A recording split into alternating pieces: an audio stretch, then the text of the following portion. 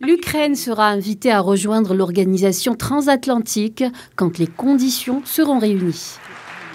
À Vilnius, la capitale lituanienne, les membres de l'Alliance Atlantique ont tenté de donner des gages à Kiev, sans pour autant fixer de calendrier précis. Les observateurs avancent qu'il existe comme un flou maintenu et des promesses qui sonnent comme une volonté de maintenir le statu quo.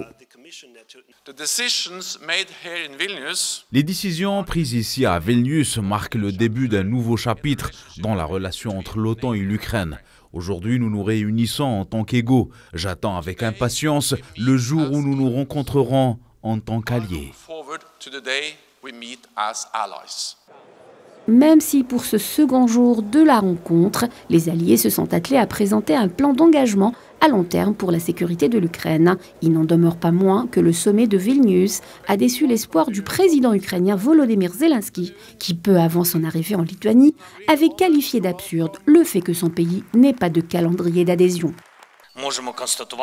Nous pouvons dire que les résultats de ce sommet sont bons, mais si nous recevons une invitation, ce sera l'idéal. Du côté du G7, si le président américain Joe Biden s'est toujours montré enclin à assurer une assistance militaire à l'Ukraine, il a cependant toujours fait preuve de réserve quant aux promesses d'adhésion de l'Ukraine à l'Alliance.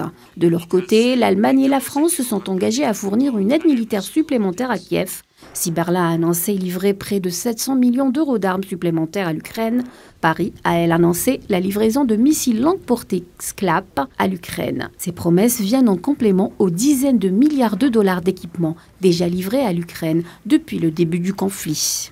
Côté russe, le Kremlin avait mis en garde l'OTAN sur les conséquences très négatives pour la sécurité européenne d'une adhésion de l'Ukraine.